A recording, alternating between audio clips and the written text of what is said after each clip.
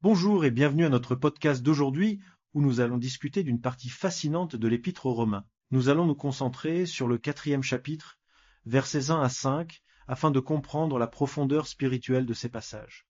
Bonjour à tous. Absolument, c'est un segment clé des Écritures qui discute de la foi d'Abraham et de la façon dont elle est comptée comme justice. Commençons cette exploration théologique qui, je suis sûre, apportera de nombreux éclaircissements. Pour commencer, il est crucial de comprendre comment Paul présente Abraham comme un exemple de foi. Paul utilise cette figure paternelle pour illustrer que la justice n'est pas acquise par les œuvres mais par la foi.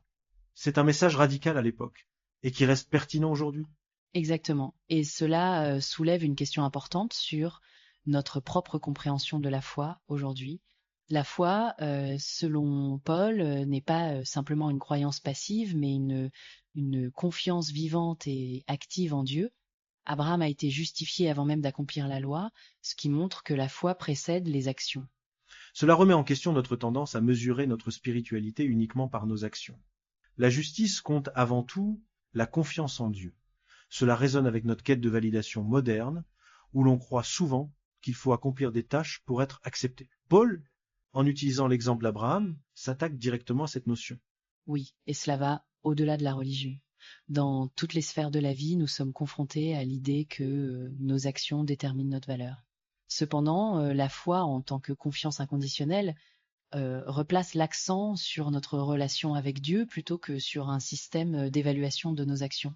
Ce qui rend Paul encore plus convaincant, c'est sa capacité à lier l'exemple d'Abraham au salut universel. En insistant sur la foi d'Abraham, il montre également que le message du Christ est universel, s'adressant à toute l'humanité et non seulement à une élite spirituelle restreinte. C'est là que réside la beauté de son message. La grâce de Dieu est un cadeau offert à tous, c'est une invitation ouverte.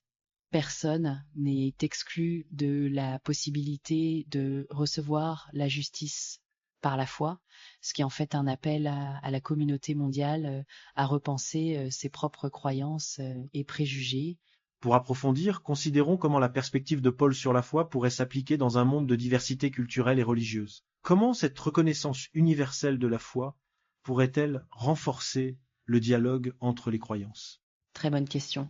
Un exemple concret pourrait être la façon dont les dialogues interreligieux ont évolué.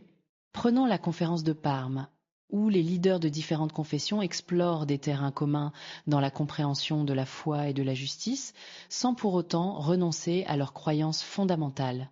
Ces rencontres révèlent que la foi peut être un langage partagé de l'amour et de la justice.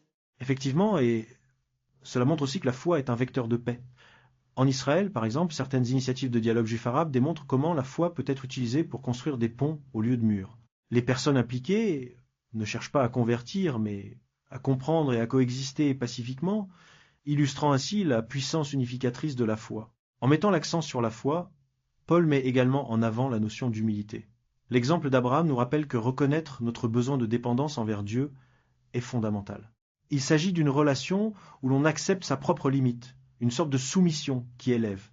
En effet, ces exemples démontrent que la foi ne s'arrête pas à la relation individuelle avec Dieu, mais s'étend aux décisions collectives qui affectent le bien-être des autres. L'idée que Dieu honore la foi, comme dans le cas d'Abraham, nous montre que la foi est aussi un engagement vers les autres, vers un bien commun. Et cela revient à notre point initial concernant l'universalité du message du Christ. La foi transcende les frontières, les cultures et les systèmes sociaux en cherchant à établir une justice divine ici sur terre.